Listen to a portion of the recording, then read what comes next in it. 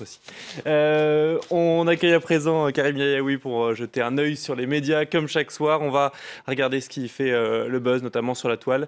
Karim, on va commencer avec les Républicains aux États-Unis qui s'en prennent à Trump dans une lettre ouverte cinglante aux candidats républicains. Alors certains républicains qui ont parfois occupé des postes très importants dans les administrations républicaines, depuis Nixon jusqu'à Bush, et ils sont, c'est vrai, particulièrement critiques à l'égard de Donald Trump. Le texte a été publié sur le site internet du New York Times notamment. Pour eux, il n'est pas question de voter pour Donald Trump.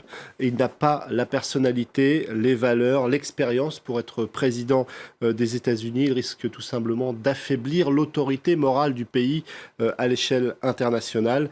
Ils ajoutent qu'il semble ignorer les bases de la Constitution et du droit, et pour toutes ces raisons, ils ne voteront pas pour lui. Certains d'entre eux ont occupé des postes très importants, je vous le disais. Le site canadien Ma Presse détaille quelques noms. Michael Hayden, ancien directeur de la CIA sous George Walker Bush. John Negroponte, ancien directeur du renseignement national et numéro 2 du département d'État sous George Walker Bush. Ou encore Eric Edelman, ancien conseiller à la sécurité nationale du vice-président Dick Cheney. Ils sont donc une cinquantaine à publier cette lettre. Alors Donald Trump a réagi sur son compte Twitter notamment, mais pas seulement. Il explique que lui, son objectif, c'est de battre ceux qui incarnent le pouvoir depuis des années et des années et qui ont mis le pays dans la situation où il se trouve aujourd'hui. Une façon de se présenter une fois de plus comme le candidat anti-establishment. À noter qu'un autre candidat fait son apparition. La correspondante d'e-télévision Laurence Saïm a publié le visage d'Evan McMullin, un ancien agent de la CIA, qui veut être candidat notamment face à Trump pour offrir une alternative. Sur son compte Twitter, il explique qu'il n'est jamais trop tard pour bien faire. Et c'est aussi pour ça sans doute qu'il est candidat. Certains ont noté... Il arrive un peu tard tout de même. Il arrive un peu tard. Ouais. En tout cas, certains ont noté qu'il a un petit peu changé son compte Twitter en effaçant les mentions qui étaient faites du fait qu'il avait travaillé pour la banque Goldman Sachs ou encore pour les Nations Unies. Une façon justement de tenter d'échapper aux critiques à venir si elles existent de Donald Trump. Alors on a vu cette lettre, il y en a qui vont plus loin, puisque sur Internet, on se fait l'écho d'une pétition pour faire passer un examen psychiatrique à Donald Trump. Ça émane de démocrates, mais là, ça va un petit peu loin. Même les démocrates considèrent que c'est un petit peu too much. Allez, on revient en France avec un candidat à la primaire de la droite qui propose des tests de radicalisation sur les collégiens et il est tourné en ridicule sur les réseaux sociaux. Alors cet homme, c'est Geoffroy Didier, il est candidat à la primaire de la droite et ces tests de radicalisation ont suscité beaucoup de réactions sur les réseaux sociaux. Lui explique que c'est pour anticiper un éventuel passage à l'acte, mais ça a été plutôt mal reçu sur Internet.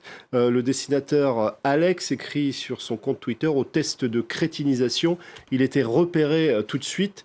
Calvero, lui, explique qu'il faudrait peut-être proposer un test de démagogie à l'Assemblée parce que beaucoup jugent cette idée totalement démagogique. Que ne faut-il pas faire pour exister durant la campagne parce que cette campagne est difficile pour les petits candidats, nous explique Marianne. Les petits candidats dont fait partie Geoffroy Didier, et c'est sans doute avec cette volonté de se démarquer qu'il a fait cette proposition. En tout cas, sur les réseaux sociaux, elle a inspiré les internautes. Voici quelques réactions et quelques petite pointe d'imagination pour imaginer ce qu'il pourrait y avoir dans ce questionnaire. Vous devez vous rendre quelque part, vous y allez en marchant ou en courant. Écrit délicieuse, c'était facile mais c'est efficace. Jason Bourne, avez-vous été impliqué de près ou de loin dans l'élaboration d'un couscous entre 1975 et 2016 ? Hashtag test de radicalisation.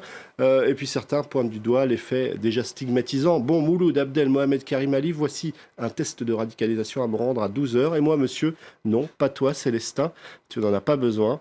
Autre réaction sur les réseaux sociaux, quand vous êtes à la piscine, vous aimez faire des plongeons ou des bombes. Il y en a eu beaucoup comme ça aujourd'hui.